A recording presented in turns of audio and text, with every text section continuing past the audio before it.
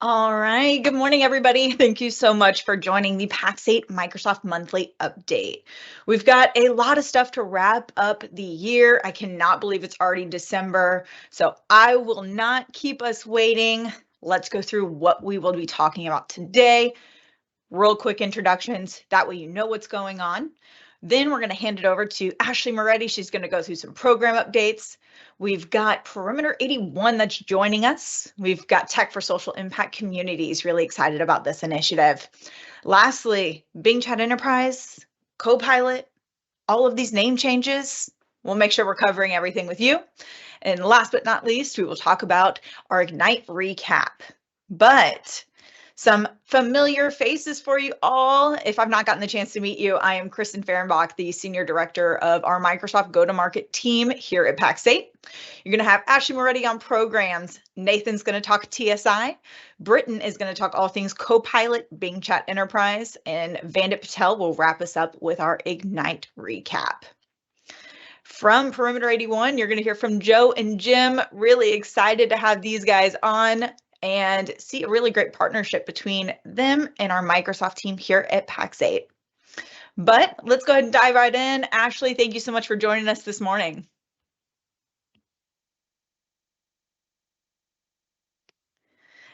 Ashley, can you hear me? I'm here. Sorry. Perfect. Sorry. It wouldn't let me turn my camera on. Yeah, so what a way to start a Monday, right? But yeah, good morning. Thanks for having me. For everybody who is joining for the first time or maybe new to Pax8, my name is Ashley Moretti. I'm the Director of Microsoft Programs here at Pax8.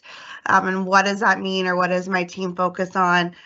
We kind of tease here at Pax8, anything with an acronym for Microsoft falls to my team. So I'm here today to talk about NCE and specifically the CSP legacy to NCE migration that will be kicking off on January 11th for public sector. So if you're not aware of this, or you are aware but you may still not understand it, essentially back in October, Microsoft announced that there was going to be some changes to the legacy to NCE migration starting January 11th. The biggest one is that the January 11th migration will be for commercial only and will not include public sector products. So that's your government, your education, and your nonprofit. Those actually will migrate in a migration following starting July 1. But let's talk about the commercial stuff that's happening on January 11th. So if you have any legacy products that are commercial, and so this could be like your business basic, your business premium, your defender, right? Anything that is still on that legacy platform and has not migrated to NCE, there's two things that will happen. Either you can choose to migrate those subscriptions to NCE yourself, and we'll go over that process here in a minute, before it's the subscription's renewal date. And if you don't, Microsoft will actually move it for you. However, Microsoft will control what terms you'll have on the NCE commitment from a billing perspective and a commitment end date perspective. Everything from a subscription family, sorry. Everything from a subscription family that is tied together. So say you have you have your business basic and you have your defender for business and you have your Teams audio conferencing, right? All of those on legacy will actually have the same renewal date. That's how legacy works. So all of those in the subscription family that are tied to one another will also move on the same date. So you do not need to worry about a disruption of services if Microsoft does your migration for you. If you choose to do your own migration, you will have to move those subscriptions individually. So you'll want to make sure that you complete all of the products in the product family for that subscription family. And if you do that, you can, well, like I said, we'll walk through this, but you'll have the option again to choose your own commitment and billing terms. If Microsoft does the migration for you, everything will be moved to an annual commitment because legacy is considered an annual commitment, although it is flexible by Microsoft. And then Microsoft will also match your existing billing terms. So if you're paying monthly, you'll still continue to pay monthly on NCE, or if you're paying upfront, Microsoft will move that to an upfront commitment. Now, we know that sometimes you have a lot of subscriptions that you're managing for all of your customers, and some may fall through the crack, and you may think that you have self-migrated all of them, but you possibly miss one or two. If Microsoft does the migration for you, Pax8 will send you a notification letting you know that that migration has been completed. So make sure that you're set up for the proper notifications from the Pax8 platform. And then you'll have 7 days to make any changes to that subscription. So if you don't want it to be on an annual commitment and you prefer it to be on a month-to-month, or you need to adjust the seat count or whatever it may be, you'll have 7 days to do that from the time of the migration. If you do self-service and you move your subscriptions on your own and you choose that month-to-month option, subscriptions will incur a 20% premium because the month-to-month most flexible option provided by Microsoft does incur some additional costs. And then just know that if you want to be on the month-to-month commitment and billing terms, so again, that most flexible option, this means that you can, your commitment term is 1 month. So you can cancel after 1 month or make any changes after 1 month for the following month. You will have to self-migrate to choose that option because Microsoft will not provide that in the auto migrations. And again, those month-to-months do incur a 20% premium. So we want to make sure that you are aware of the costs that may be coming for you and your end customers. If you have anything in the public sector category, so again, that's Microsoft, nonprofit, education, or government, that transition will start in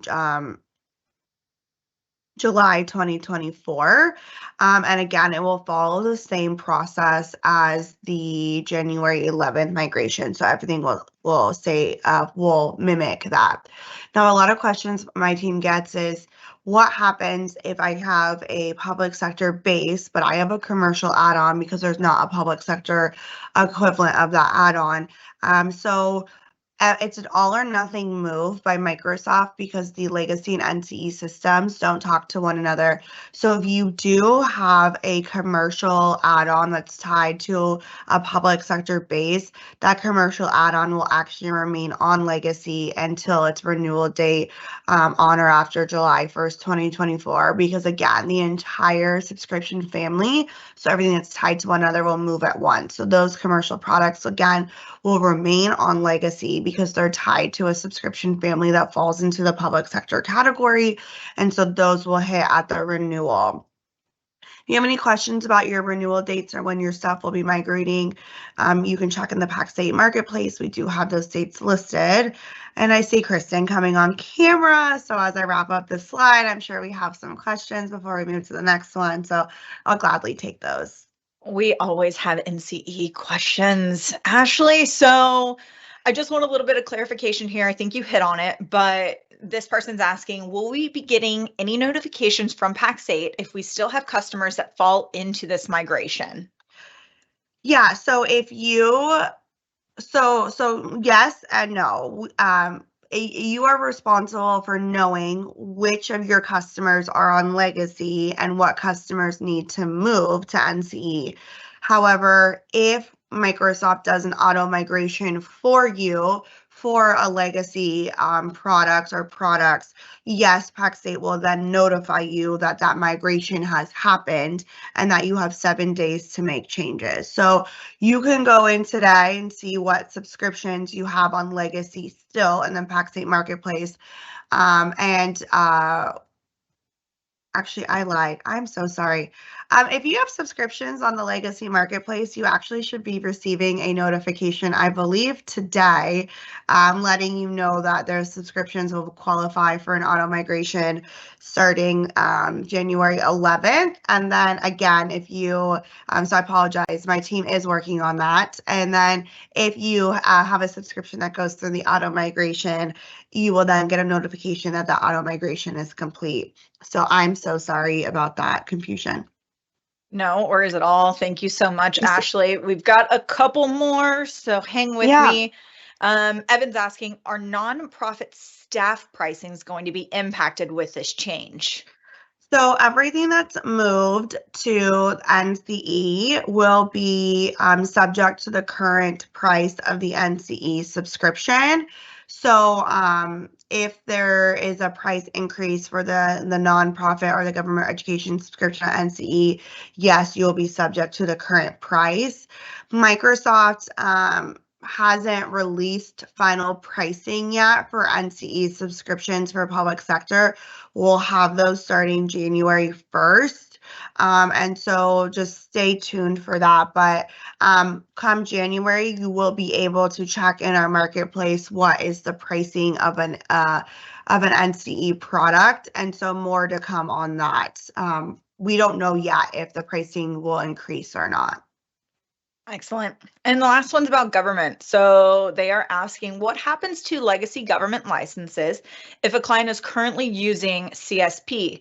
Will they be forced off of those licenses onto the commercial equivalents, or what do we know going forward?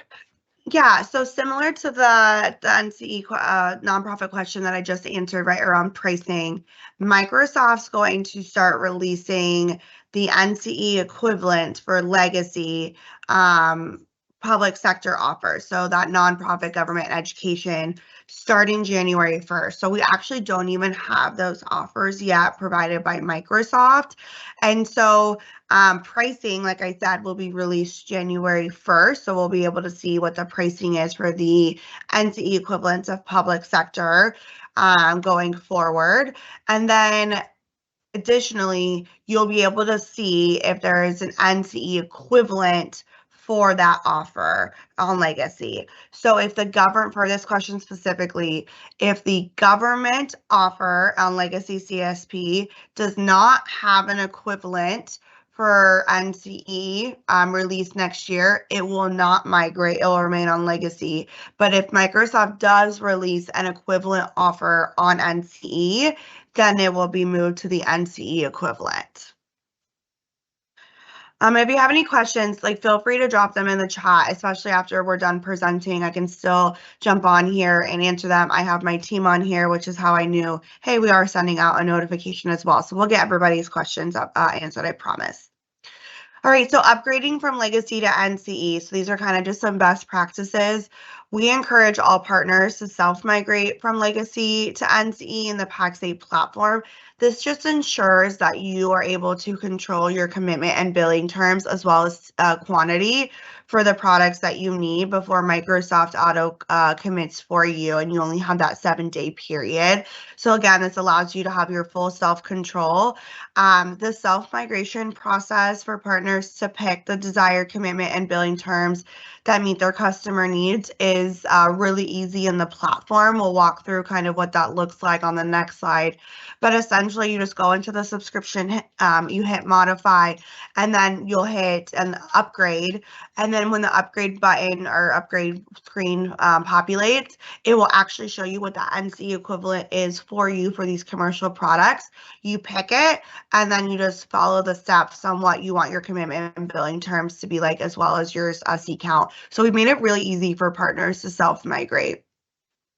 If you have a prepaid annual legacy commitment that are upgraded midterm to NCE, it will inherit the legacy commitment term end date through that upgrade process. So this is the only kind of like, hey, we want to make sure you're mindful of. And the reason for that is you've already paid us for your legacy for the entire year. So we don't want to continue to charge you more. So we'll move you to NCE with the remaining commitment term that you have left. So if you have 3 months left on that legacy annual upfront, that's how much time you'll have left on the NCE commitment. Again, this is for only annuals that have paid for upfront.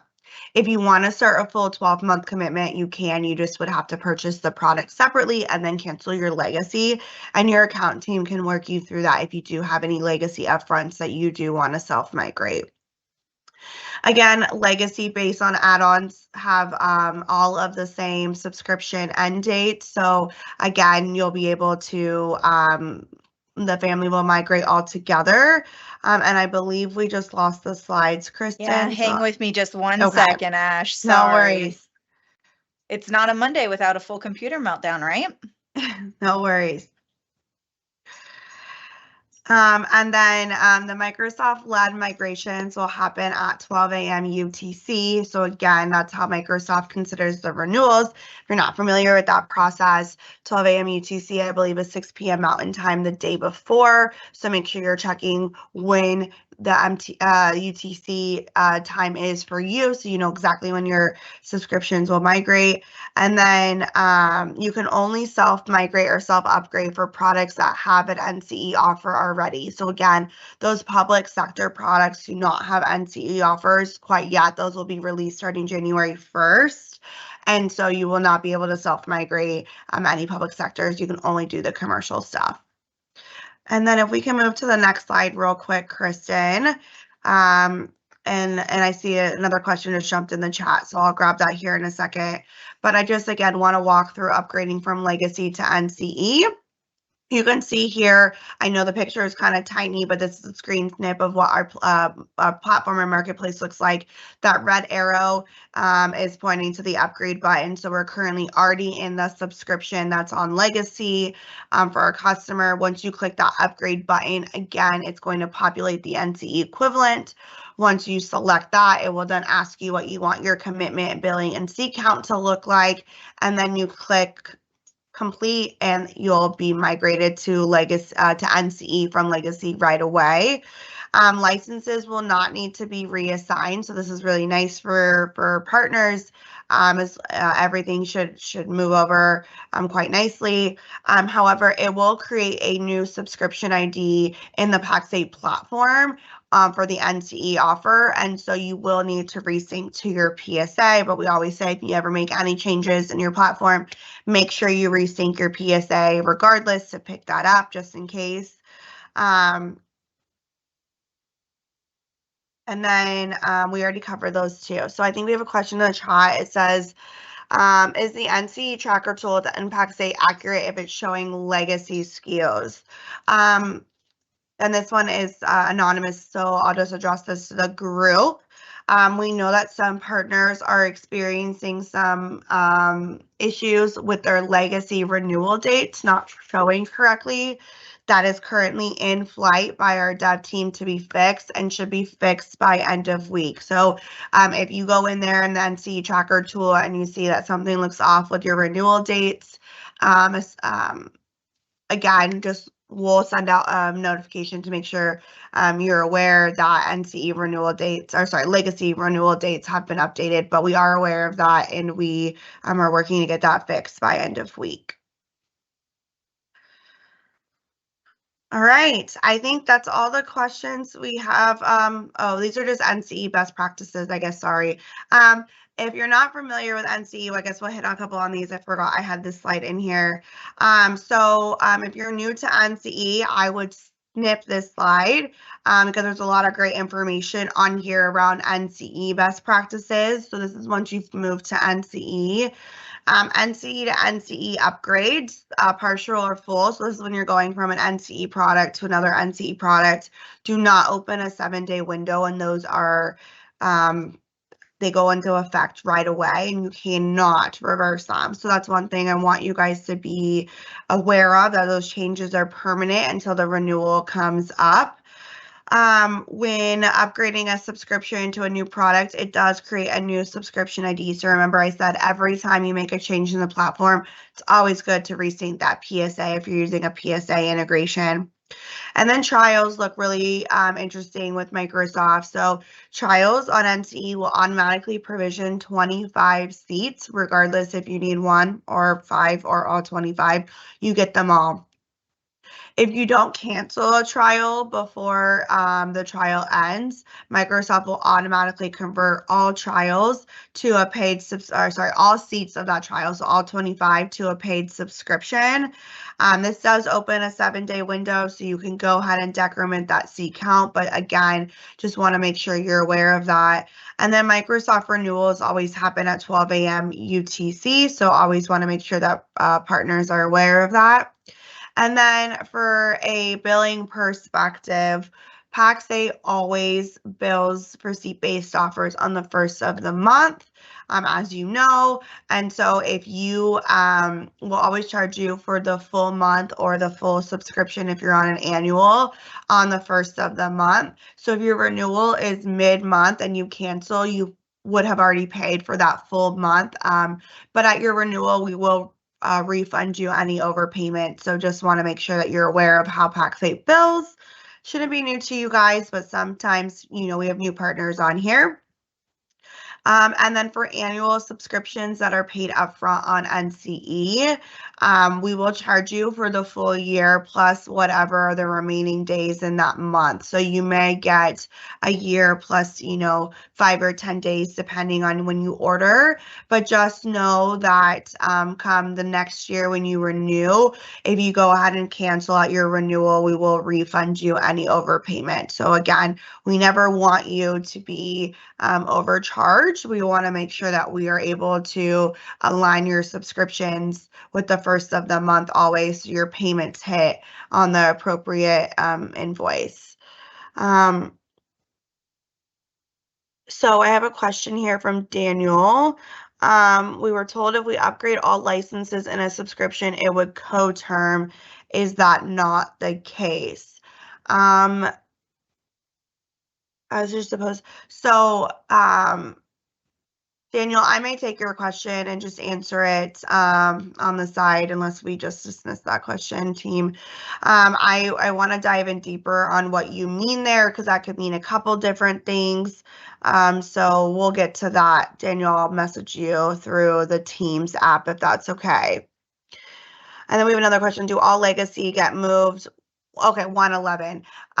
So it's at the renewal date. So the auto migrations will commence starting January 11th, but will happen at your renewal date that happens on or after January 11th. So if your renewal date is January 11th, then you'll move. If your renewal date is February 1st, you won't move till February 1st. If your renewal date is December, you won't move till December.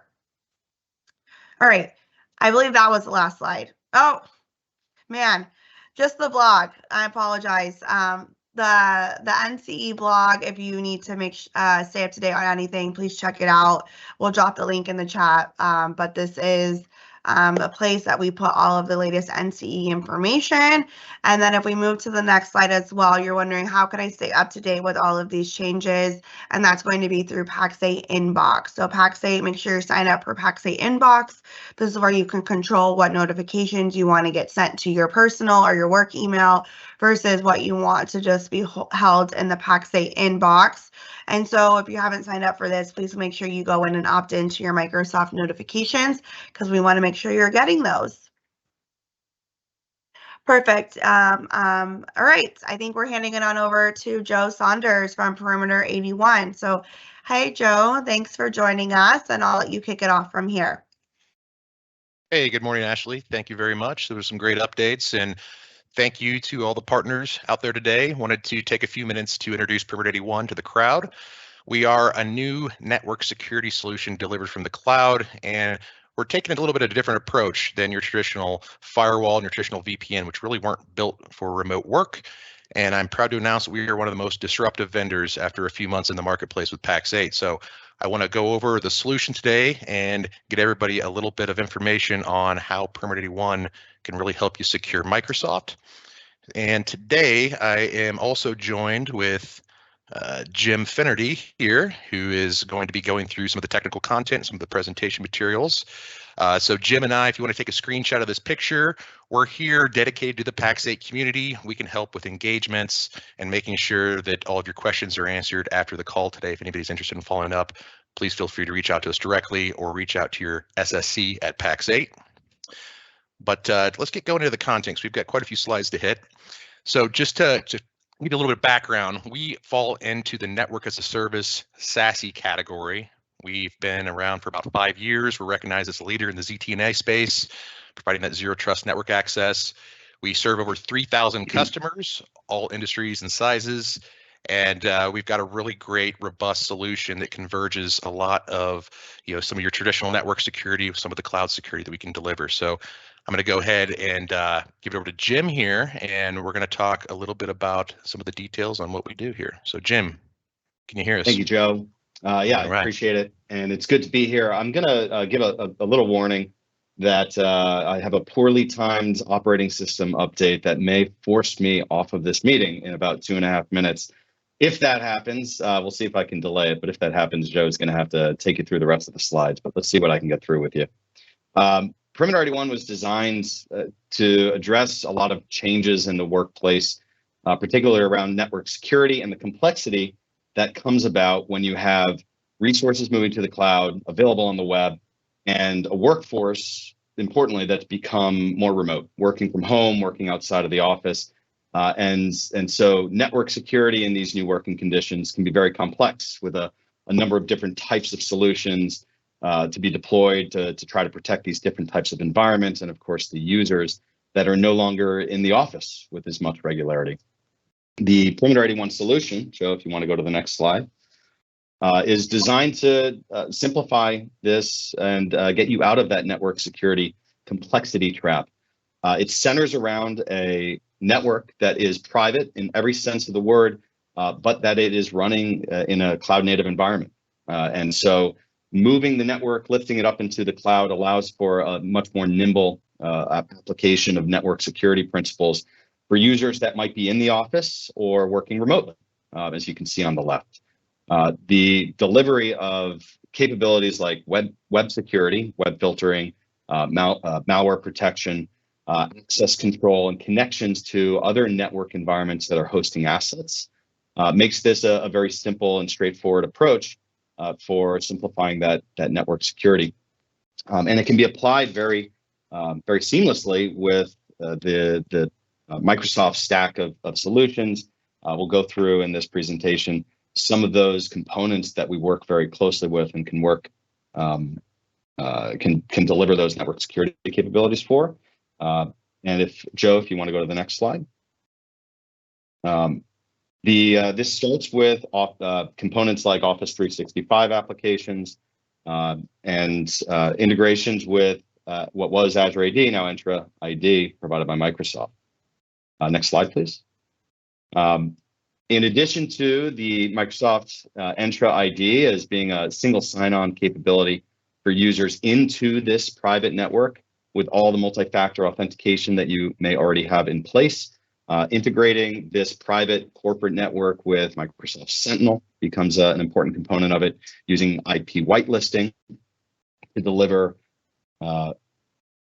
forgive me, I think maybe I was able to delay this, using IP whitelisting to protect the web-based applications provided by Microsoft, and delivering a secure and controlled access to private network environments that are hosted in a virtual private cloud environment like Azure.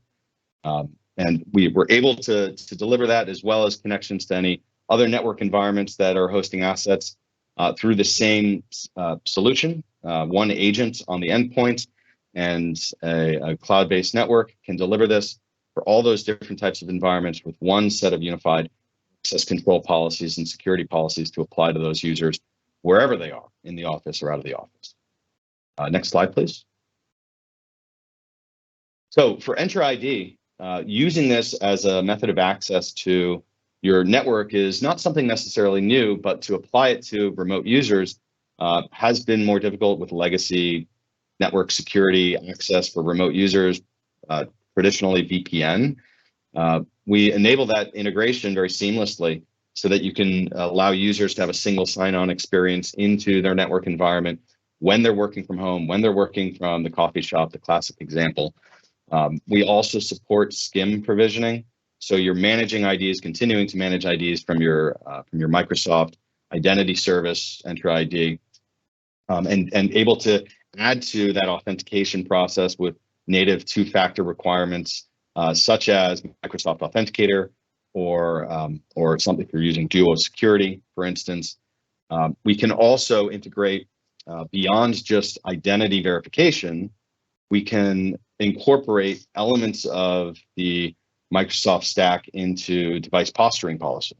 So sure, we want to make sure that it's an authenticated user that's getting into your private network, but we also want to make sure that the device that they're using is secured. Perhaps it has Windows Defender running on the device. Perhaps it has a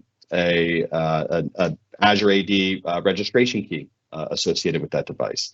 Anything that would give you that confidence that this device being used to enter your network is not going to pose a risk to that network environment can be employed through those device posturing policies that you can create. Moving on to network and cloud security. So as I mentioned, we can use this private network as the internal method of access to virtual private cloud environments, notably Azure VPCs that are hosting applications for your client organizations.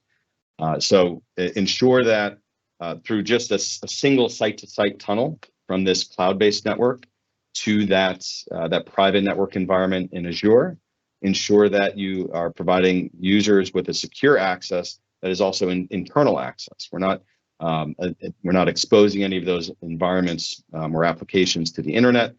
Users can access those securely from remote locations with a simple internet connection, using the agent on their device to provide that internal access, and also notably with no additional hardware needed. So again, all cloud native deployment and a software agent on the device is what's facilitating that access. Firewall policies that follow zero trust principles. Let's ensure that we follow these principles of least privilege access through this cloud-based network. We make it very simple for you to apply policy that takes a default deny position so that you can build more granular access policies for users to only access certain objects in your network over certain services or ports. And you can make that policy, again, apply to specific users or groups built from your Azure AD security groups. This network also comes with static dedicated IP addresses. This somewhat mimics what we used to have when everyone was in the office and we could have an ISP provide a static IP, using that IP address as a method of restricting access to web-based assets like Microsoft 365 web applications or any other applications that you may have hosted on the web, or perhaps other client or vendor sites that you want to be restrictive to ensure that these assets are only accessed from a secure connection from approved devices. The IP addresses that you have on this cloud-based private network on Perimeter 81 are suitable for that because they are not shared by other clients. They belong to that client organization and that specific network. We also support from a performance perspective, there are some advantages to this approach. Notably, we are able to provide internal access for users in different geographies by building a network that includes access nodes, what we refer to as gateways, in different regions. You are giving users essentially a highway through which their data will travel, as opposed to the local roads of the internet. And so this could be useful for when you have teams perhaps in India that need to access resources that are in your Azure VPC in the US East region. They would enter the network through a gateway that's local to their region, traverse a tier 1 backbone that connects all of our POPs, and egress out the tunnel that you've built in the US East region to that Azure VPC. Lower latency experience is one of those performance advantages. We also support, because this is a cloud native network, we have a lot of available bandwidth So another potential cause of disruption in legacy systems would be the size of the pipe that you have going into and out of an office that is hosting perhaps a VPN concentrator. Not the case here. The cloud value proposition holds true. You can add endless bandwidth to this cloud-based network to ensure that there's never going to be any congestion on your network, and so that users stay productive, whether they're accessing something locally or accessing something on the other side of the world. And the next slide will show you a map of those available regions.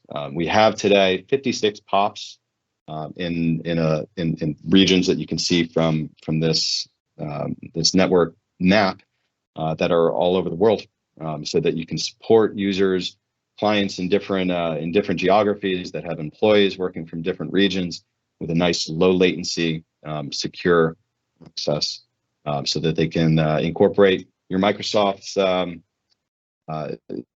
components into your security and keep users' performance as productive as possible. All right. Well, that wraps up the content. I hope that was informative. As you can see here, we're doing things a little bit differently, and there's a lot of new concepts that we can help introduce to the Pax8 community. They're going to help secure these remote users. So again, want to take some time to go over some questions and offer some follow-ups. If anyone would like to meet offline, feel free to reach out to Jim or I directly. Ashley, do we have any questions in the cloud out there today? Excuse me, and from the crowd. We don't see anything quite yet, but they typically roll in just a couple minutes after we kind of move on. So everybody, if you have questions, please put them in the chat, or feel free to reach out directly to Joe or Jem. All right. Well, hey, thanks everybody, and have a great week. We appreciate the time. Awesome. We appreciate your time, guys. All right, Nathan, I think we are over to you to talk about tech for social impact communities. How are you doing this morning or afternoon for you? Yes, the Brit in the room. Yeah, I'm doing well, thank you. Doing very well. Excited to share what we're doing in the tech for social impact space. So for those that don't know me, Nathan Stokes, I'm one of the managers of Microsoft programs and TSI across EMEA. And we actually launched a really cool initiative over here that's now being adopted across our other regions, which is the Tech for Social Impact Communities. I want to give you a bit of a story about where this came from. So I've been working in the IT channel now for about 10 years across 2 different companies, 3 different continents. And I've never really had a large presence or footprint within the TSI space until I came to work with and for Pax8. And we were trying to find cool, new, innovative ways to better support our partner base in the TSI space, to make it more engaging, to have more outcomes, to educate on an ever-evolving and high-demand space. So through the efforts of myself and my team, we wanted to come up with an idea to make something a little bit more involved, a little bit more close-knit. We did some research, looking at Microsoft forums, communicating with partners, internal staff, external members. And we came up with this idea called the Pax8 TSI community. So the community is relatively simplistic in its format, but incredibly powerful in its outcomes. The point of the community is to try and find and work with as many like-minded partners as possible. And when we say like-minded, it's the partners that maybe are currently supporting TSI customers, maybe want to move into that sector, or develop a practice that they could scale across lots of other different industries and sectors. So we came up with this idea. I positioned it to our Microsoft team regionally. They liked it. They'd never heard of a provider doing such things. I spoke to some of the global team members here at Pax8, and we decided to experiment it in the UK and I, as you can see on the screen, just to see how it would be received, see what impact it would have, how we could work in collaboration with Microsoft with these partners to make sure that they had all the tools and skills needed.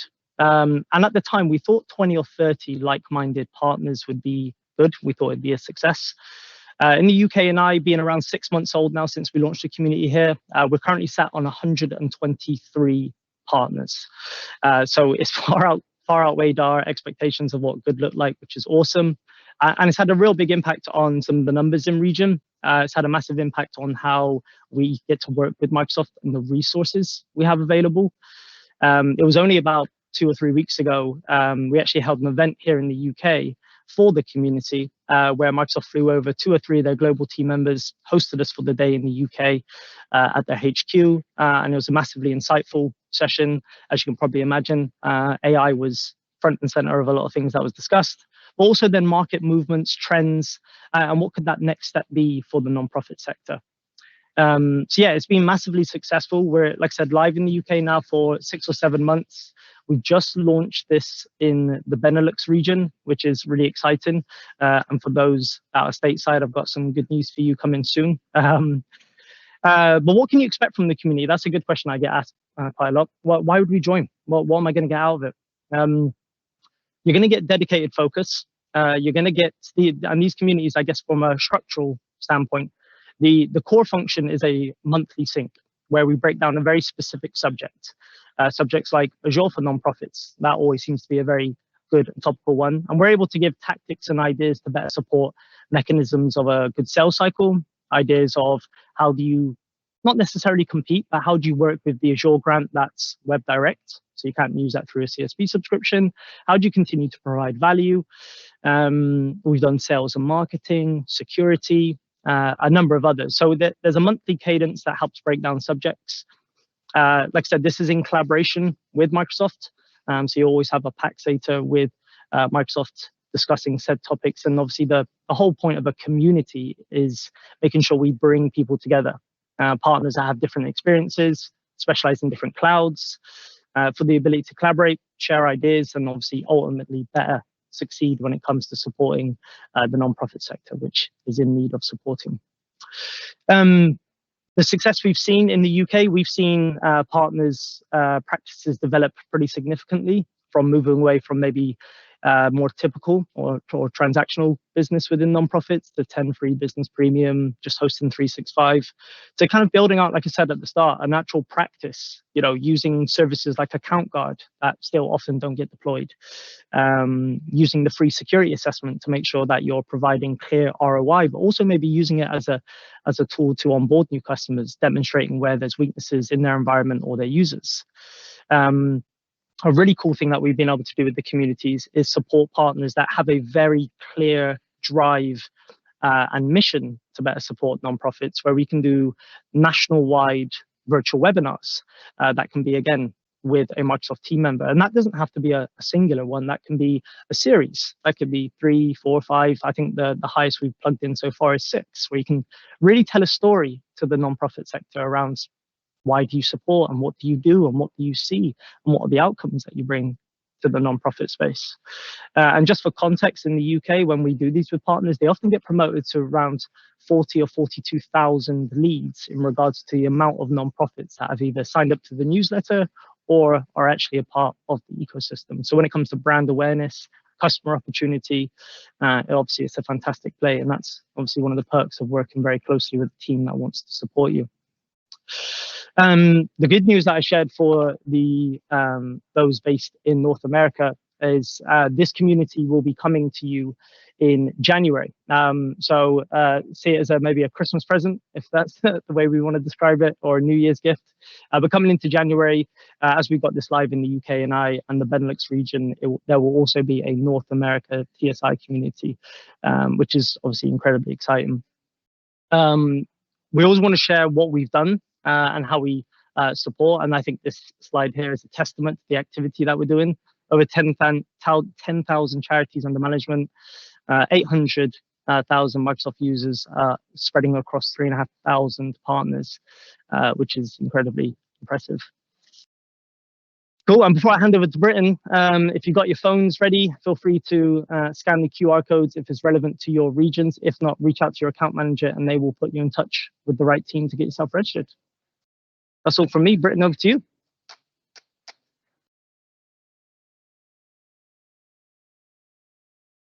All right. Thanks so much, Nathan. Love TSI. It's an incredible initiative and very close to my heart as well. So plug into those communities, find that like-minded support, and let us help you grow in the next year. Nathan did a great job of planting the lead for me in his session. Now we are going to dig into AI readiness, specifically some changes around Bing Chat Enterprise, share a little bit of a demo, and touch on actionable things that you can be doing today to increase your AI readiness and prepare to go to market.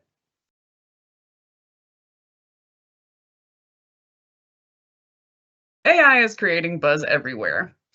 When we talk about looking back on the year, it is definitely one of, if not the, leading thing that we see in our LinkedIn feeds and in all of the businesses rushing to get AI infused in their solution at a very quick rate. But what does this mean for partners? Well, the market is responding with tools like ChatGPT that reached a really impressive 100 million users within 2 months of being in the market. And that was only 1 year ago, if you can imagine it. It feels like we've been hearing about this for a lot longer than 1 short year. But the market's going to continue to grow, with an estimated 407 billion in the global AI market by 2027. And 83% of businesses are saying that AI is a top priority for them. So, are you one of them? And if you are, I'm talking directly to you. Let's talk about the benefits for you. Improved customer experience is the big focus of the movements around Copilot and generative AI. The satisfaction of being able to use natural language to engage with such a powerful tool cannot be ignored. Of course, increased efficiency and productivity comes from being able to automate tasks that used to take quite a bit of your brain power and your effort when it's something that AI can help with a quick first draft on an email or summarizing a meeting. Of course, this opens up new revenue streams as partners continue to deep dive into building their skills and growing their services around AI technologies. And that is where you create your differentiation. Your competitiveness in the market can improve by adopting these advanced solutions wisely from the beginning. We're going to walk through steps of AI readiness today, and this will really help you prepare your customers to journey into more advanced AI solutions as they become available on the CSP market. We'll focus on 3 core pieces of the AI readiness journey: identity access, data management, and unified security. And remember that Pax8 is here to be your partner with all of this. So, proper identity access, this is right person, right time access. Because as advanced AI becomes something that we bring into our environments once we start to work with Microsoft Graph integrated tools, your governance around your identities is going to be something that's incredibly important. Do you know who has access to what? And if you don't, it's not the right time to bring an advanced AI solution into the environment. Start with incredible intra tools, like we heard from Perimeter 81. Working around some of the advanced governance and verification that's coming forward will let you strengthen your identity posture and ensure that the right people are touching the right things at the right time. Data management. So, partners have to understand that data management goes much further than data governance. This means that thinking about modernization and migration to ensure that you have a rich Microsoft Graph is a wonderful first step in your readiness journey. Migrating to Azure, looking into tools like Dynamics 365 allows you to bring actionable sales data into your Microsoft Graph, looking at the solution all up to see where the graph needs to be enriched will help show you which Microsoft solutions are the right fit for your customers to become AI ready. And this, of course, is more on that Microsoft Graph integration. So when we hear about M365 Copilot, D365 Copilot, these are tools that are plugging right into your data and listening to your governance about what to do with it, which makes it such a rich user experience when it is sitting right beside employees of these businesses that get to use this incredible tool. The Microsoft Graph enables partners to be able to look across APIs and to touch various workloads at once, like Teams, SharePoint, OneDrive, Outlook, which creates even more productivity saved. And last but not least, unified security is a passion here at Pax8 and with the Microsoft OneCloud approach.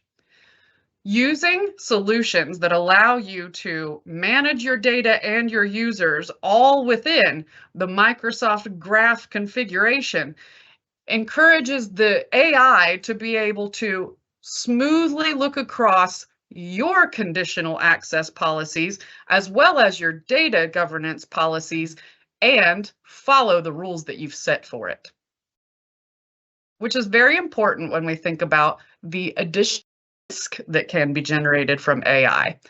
You have to assume that before an AI would enter an environment, a person would have to accidentally come across something that they weren't meant to have access to, or be acting maliciously as a threat actor to be seeking out something that they shouldn't have access to. With an advanced AI, it could be something as simple as identity access issues or data management issues that would really allow that search function to serve it up much more rapidly. Because AI improves productivity, it can also advance risk. And that's what's so important about this AI readiness journey. We wouldn't leave you out there without some help. So there are professional services available here at Pax8 that can help you really get a head start on this journey. This is for use with premium SKUs. So I'm talking M365 Business Premium, M365 E3, M365 E5. The service allows you to work with security frameworks, namely CIS benchmarks, and to get an incredible scalable option for AI readiness across your customers by tapping on our team to help relieve some of the bandwidth off of yours. If you're new to identity and data management, or you just need a little bit of support, this is the right service for you. We'll also be able to let you see exactly what CIS benchmarks are being used across this so that you can have proactive conversations with your end customers about the what and why of your AI readiness journey. So these are some of the capabilities that you're going to want to focus on to go to market effectively with artificial intelligence and machine learning tools. Understanding the technology themselves. That includes things like the Copilot platform that we'll discuss in just a moment. Understanding the benefit of these platforms and tools to your customers and what it is that they are actually looking for when they say that they're interested in AI. The ability to identify and implement the solutions. Of course, these are all places that Pax8 is here to support, as well as your expertise in data analysis and processing for the AI to be an effective solution for your end customer. Using things like our security assessment that Nathan just mentioned is another great tool for getting a bird's eye view of an environment before integrating a brand new technology. Understanding ethical and compliance concerns. I'd recommend looking up Microsoft's Responsible AI, and we'll leave some links in the chat about their stance on ensuring that ethical use of these tools is front of mind as this technology develops so incredibly rapidly in the market. And last and not least, the ability to actually communicate the benefits and create some thought leadership around AI coming directly from use cases that may be started with a pilot in your own organization or starting to work with Copilot on the web. We'll wrap up by saying that AI is an incredible tool to help you be innovative and get intelligent solutions out into market. There are definitely skills that you want to be developing in that time, as well as readiness steps to be taking with your end customers to ensure that their environment is an appropriate place for an advanced AI to be enabled. And we're always here to partner with you in that as questions arise, or with services, assessments, and just general support as you map out the strategy for your go-to-market with AI. So, Bing Chat Enterprise has officially been brought into the Copilot platform, and we're going to talk a little bit about that today. We did hear about Bing Chat and Bing Chat Enterprise, as well as Copilot for M365 and Copilot for other solutions like D365 and Power Platform. But at Ignite just a few short weeks ago, Bing Chat Enterprise was officially rolled into the Copilot platform as the entry level for all Copilot interactions with Microsoft. This is a tool that's backed with the GPT-4 technology, which is the latest in the models available. And it can still help you in things like summarizing PDFs.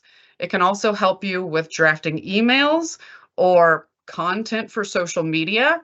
It can help with images that you can then use in your PowerPoint presentations, as I'm sure maybe a few of these were. And it also allows you to take a stance, or your customers also to take a stance on what they are approved for using within their organization. With so many AI-led tools coming into market, and many of them web-based, not making a decision means that your end users will be making those decisions for you. So it's important to get out there and help your customers understand why they'd want to choose protected AI business solutions. Essentially, Copilot for the web is a brand new way to search. It allows you to use natural language to ask questions and actually receive answers. No longer does it have to be a list of links that you're searching through to try to piece together the best information or find exactly what you're looking for. You can engage with the results as they come to you by asking for something more technical, by resourcing something specifically like a PDF within your Bing window or even your other web browser windows, as now that Copilot is the official name, you could also engage with it in other places. And this is one of the reasons why you would want to choose Copilot. It's got the most advanced AI model available that supports it and will continue to stay connected to the most advanced of the GPTs as it moves forward. It is also transparent about its sources, allowing you to cite the information that you're looking at and not just wonder if it's accurate.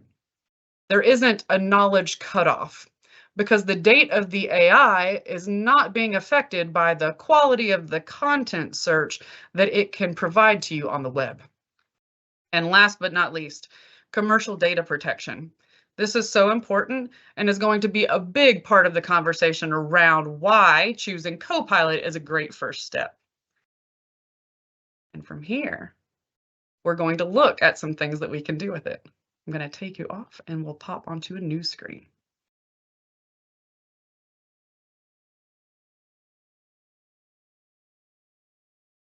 All right, this is like that part of the show where you walk over to the oven and it's already cooked, but I thought that watching me type the prompt might not be the most exciting part of today. But what you'll see, I'm going to show here, is draft a LinkedIn post thanking the Microsoft partners that attended our December 2023 Microsoft Monthly Update, hosted by Pax8. Include the Pax8 YouTube channel where they can watch the replay, write the content in a warm and relatable tone that encourages additional partners to join the growth happening at Pax8 in 2024. I see I wrote "the" twice, so we're gonna not throw that curveball. And I'm feeling pretty enthusiastic today. I like the holidays. If you think I'm dressed like a gingerbread person, you'd be right. We've got LinkedIn post here, so let's generate this draft and have a look at what Copilot can help us say today.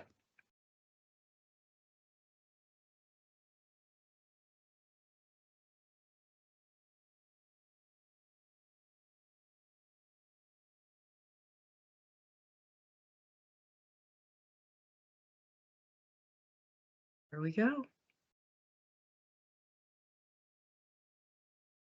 And we'll go ahead and get that there. Let's check out our post.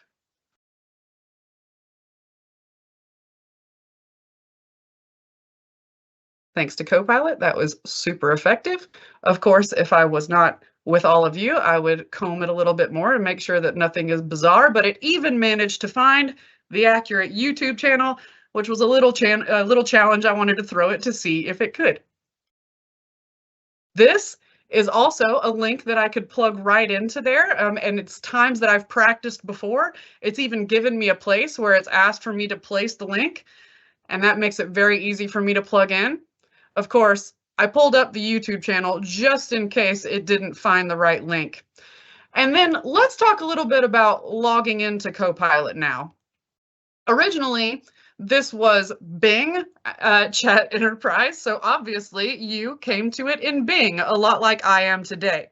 But copilot.microsoft.com is actually the place where you're able to use your Intra ID to log in. This will be a tiered approach as it went generally available on the 1st, last Friday, as Copilot, and it's going to M365 users first. So again, when we talk about best readiness steps, if you have users that are still in O365, that is definitely a place where you want your conversation to begin. And they can begin signing in at copilot.microsoft.com and scaling up on prompting and using it for some very, very useful tools right now today before M365 Copilot becomes available to CSP. And last but not least, since it is our final time of the year to be together, I wanted to share the holiday Microsoft Masterpiece Builder. So this is attached to Image Creator. We'll put this in the chat for you if you would like to create your own card with the help of AI.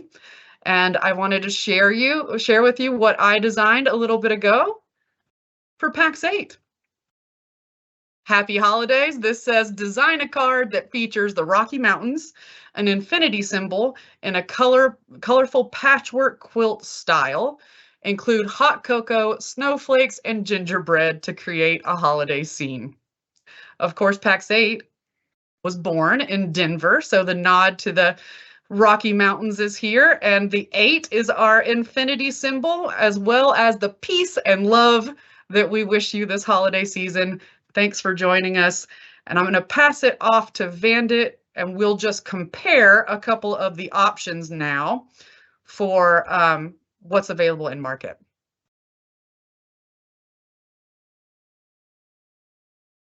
All right, so this is your major difference.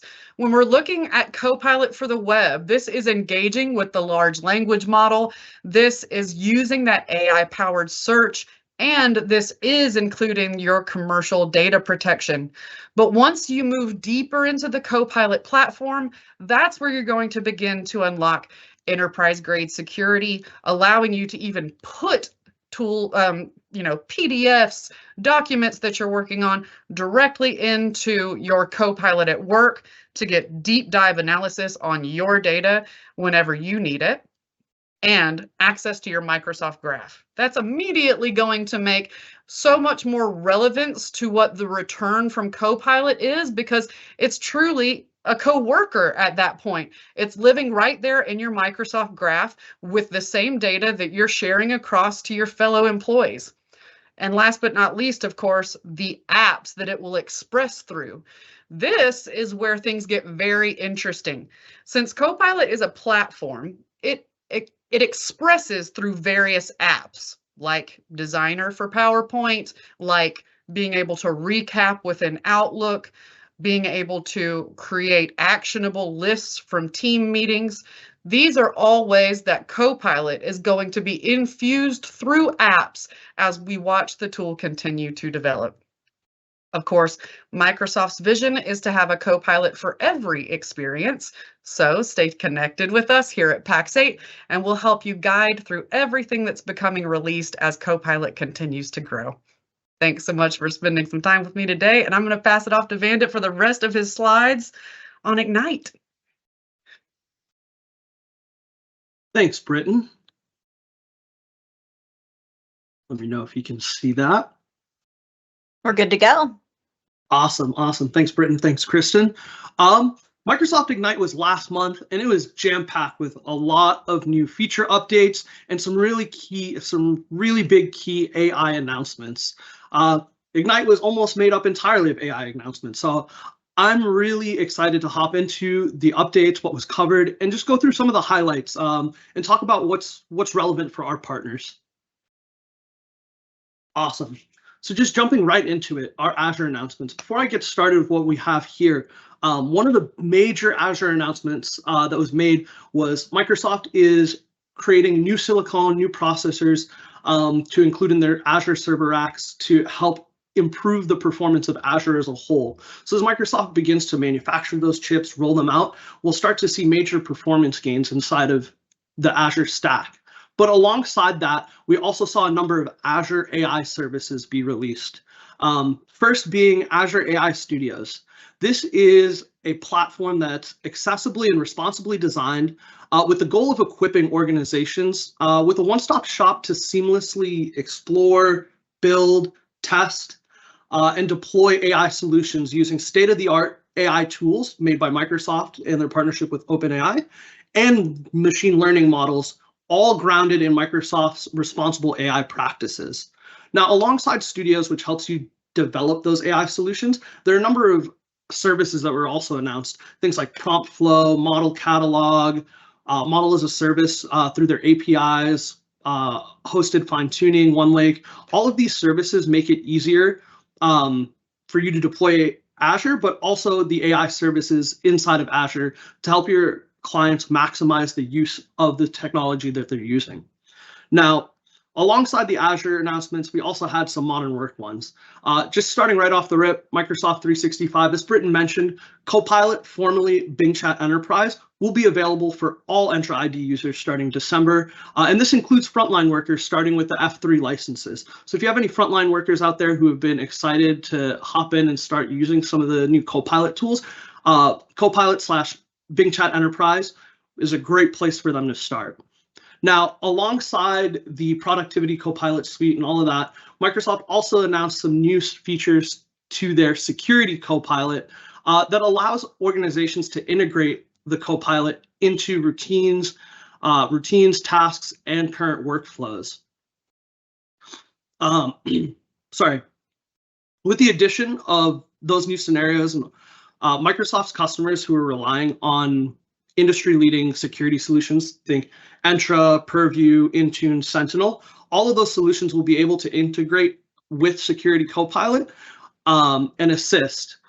A few of the ways they can assist with those tools, we have identity management, device management, data protection and compliance, cloud security posture. All of that will be backed with current Microsoft security tools and then enhanced with the AI workflow included in Security Copilot.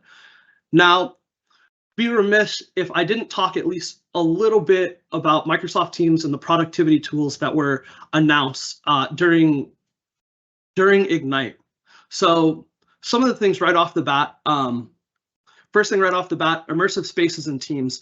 This is Microsoft's way of bridging together augmented reality, mixed reality, and the Teams calling experience. So starting January 2024, some of the key features you'll see released inside of Teams, things like avatars, 3D meeting environments, seat assignments, improvements to audio, spatial audio, and audio zones, as well as interactive activities and live actions when you are in those 3D meeting environments. So on top of the standard visual layer, there's also that new mixed reality experience that they'll be including inside of Teams. And alongside that, there's also Microsoft Mesh. This will be what users can use to create those custom immersive spaces tailored to whatever your business needs might be, whether that's employee events, whether it's internal or external trainings, maybe it's a guided tour, maybe it's product showcases, whatever that may be. Mesh will allow you to create those custom spaces to meet in virtually. Now, there are also a number of new feature updates that were announced alongside. So we'll see a number of improvements to chat and channels, again, all around voice, customization, personalization, things like your backgrounds, virtual avatars, all of that, and improvements to team phones with the introduction of things like private line, protected voicemail, and new Teams phones offers in other regions, including some in APAC like India. We'll start to see Teams phone launch. Now, with that, there's also the new Teams experience that Microsoft has been working on. Some people in this audience may have tried it, had that toggle. If you haven't tried the new Teams experience, that'll start rolling out at the beginning of the year, and that will give you the new app experience, the new web experience, some new features around like your keyboard, notifications, channels, all of that. So if you haven't tried the new Teams, once we get into January, if you start seeing that toggle and start seeing it implemented, give it a shot, try it out, see how you like it. A lot of those new features will help streamline your meeting flow and how you're engaging with the people around you. And last, but certainly not least, are our Biz Apps announcements. These ones I was really excited for because a lot of this is combining the power of Dynamics 365 and Power Apps with the power of AI and Copilot together. So first and foremost, customer insights. Customer insights currently uses real-time data and AI to help businesses and marketing organizations understand their customers and create those personalized experiences. Some new features here will allow for organizations to have a deeper understanding of their customer, what their markets look like, and then ultimately what your own sales capabilities looks like with that customer. And then additionally, there's also integration partnership with a number of third parties and customer insights, so you can include even more data sources to power the insights that you receive. Couple new Power Apps updates. Copilot was the big one. We'll see Copilot for app users in Sidecar. We'll see it for users in embedded apps. But we also saw a number of new features be released. Things like groups and rules, advisor for managed environments, and Power Platform will all help improve the functionality of Power Apps as it stands today. And then my personal favorite announcement from the Biz Apps section was actually Copilot and Microsoft 365 Guides. Microsoft 365 Guides was announced during Inspire, and it's a way for organizations to combine AI, mixed reality, with the tribal and institutional knowledge inside of an organization. By adding Copilot inside of Microsoft 365 Guides, it makes it easier for organizations to capture that tribal, that institutional knowledge, and then integrate it into existing workflows, disseminating that information across the organization, and ultimately making it easier for new hires, people who have been enrolled, to learn skills that may have been considered tribal, may have been siloed off. Now, I just covered a couple of the few key updates that we saw from Ignite, but I don't think there's any way that I could cover all of the updates that they shared, all of the AI announcements and feature releases that they made. If you're interested in learning more about anything and everything that was released at Ignite, the Book of News is your one-stop shop for it all.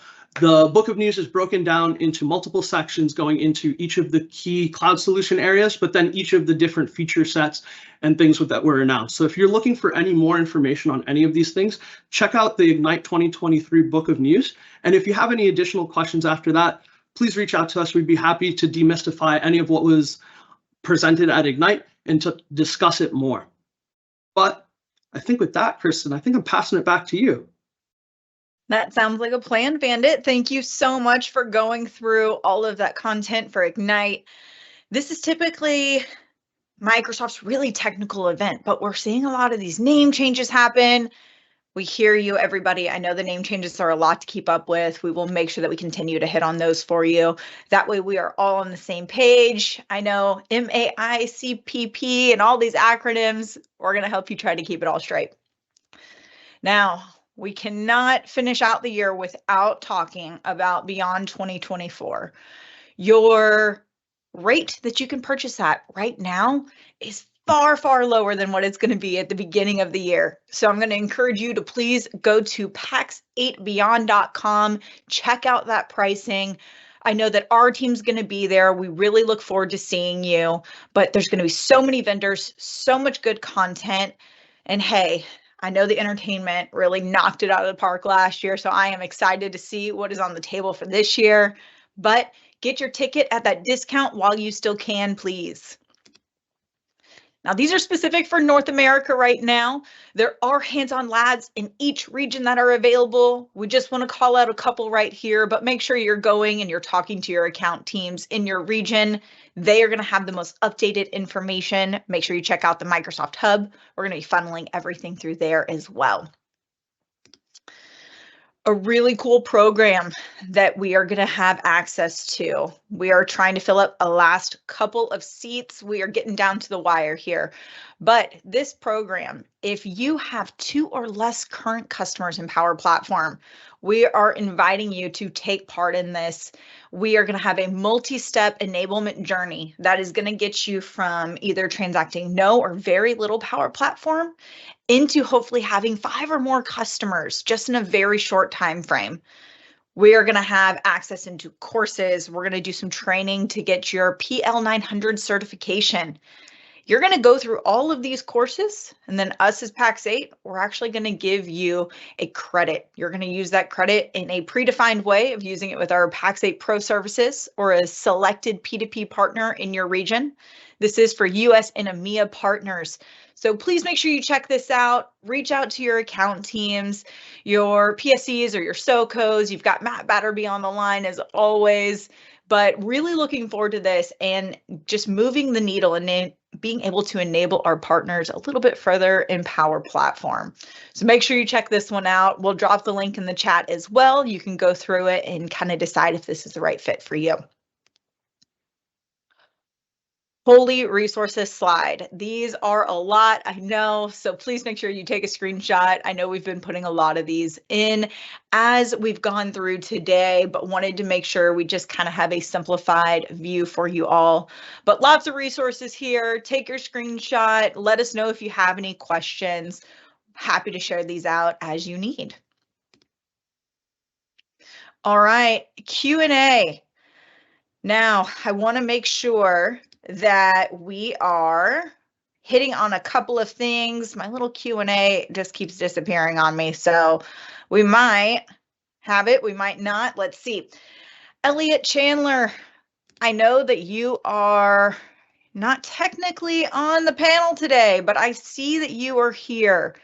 And we've got a question about AI and how does data management really function in, and how is this AI strategy going to drive Azure usage? Can you jump in and give us a little bit of insight here? Absolutely, I can. I love the whole 4-second warning as well. Thanks for adding me to the agenda right at the end. Yeah, so data, especially data residency, is a really big thing. It's something that people in the Azure world have been talking about for a long time. And we've been trying to kind of bridge that gap between Azure and Modern Workplace and partners who aren't really kind of in the infrastructure headspace, and they're kind of more on the productivity or security side of things, and how we can kind of overlap those two. So Britton did a really good job of touching on this a little bit earlier, right? Which is when you kind of layer on AI on top of a shaky data foundation, you're just going to get wrong answers a lot quicker. And that's exactly what we're trying to avoid here with this Azure data residency side of things. So how are we, first of all, discovering what data is where? Because you will be surprised at how many of your customers have no idea what sits where. We have a program in the Azure world called DCO, so Data Center Optimization. When it comes to SMB customers, I tend to refer to that as dark cupboard optimization, because there is probably a server somewhere in a dark cupboard that has your data and it's not in the right place. So if these things are not connected into your cloud infrastructure, they're not in your cloud environment, AI is not going to have access to them. So you're not going to get insight-rich, driven answers based on that data. So put very, very simply, when it comes to data migration and data modernization, what we're trying to do is discover what is where, migrate and modernize those and move them into Azure, and then give AI access to that data where appropriate. So like Britton was saying, right people, right time. So who has access to what? So that is, in a very small nutshell, a very complex subject, but it's kind of how do we take the discovery and then orchestration of that data, move that into cloud, and make sure that your AI tools, regardless of what they are, have access to that data. Excellent, excellent. Thanks for jumping in, Elliot. I mean, I saw your bubble in the bottom, so I had to at least throw it your way. So I appreciate Anytime. you going through that with us. No problem. All right, Britton, I have something else for you, if you don't mind. I see you're still on. Thanks for hanging out with us. Now, as far as AI readiness enablement, I mean, I know we already had somebody in the chat ask, when is it going to be available for CSP? If you can kind of hit on anything we might know, and what are we going to be doing to help enable the partners as this new year rolls out? Because I know we've got some really cool plans coming. Yes, so you will be hearing a lot from us about AI readiness starting at the very top of the year. So we're just giving you a peek behind what's ahead for you, January, February, and beyond. Of course, we're staying plugged in to dates when we would know that things were coming to CSP for the partners to work with directly. But just like we spoke about today, there's a lot of steps that most customers need to even be able to adopt those. So work with us, touch the pro services offer, see if this is a good way to get those end users into the right supports, whether that is Business Premium, E3, E5. Of course, to Elliot's point, you can be taking the actions to make sure that their data is in the cloud, checking for servers that may be on-prem and possibly in a dark cupboard. And as we take those actions together, and we'll be guiding you through them from the beginning of the year on, we will stay plugged in with you about dates when you can begin to transact. If your partners are looking to use some of these tools today, you can obviously hop into that web-based Copilot with anyone that's working with an M365 Intra license, including F3 like Vandit shared with us, and some ways to work with that, which is similar but not entirely capable of the same things as M365 Copilot, is through things like PDF summaries. So if summaries are something that they're really looking to take advantage of, but they don't have M365 Copilot yet, a great option here is to turn what they're looking to summarize into a PDF, open it into the browser, and then that way Copilot can still summarize it right there with you. So have a chat with us. Let's talk about what your customers are looking to improve with AI, and this will help you know how your readiness strategy can support them so that once the tools are actually here, you can take the action. Excellent, excellent.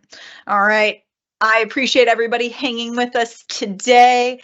I hope that you have gotten all of the questions that you needed answered, but if you didn't, you still have something else, please make sure to reach out directly to your account team. I know they're happy to support. And with that, we'll be seeing you all soon. I hope you have a Merry Christmas and Happy Holidays. Bye, everybody.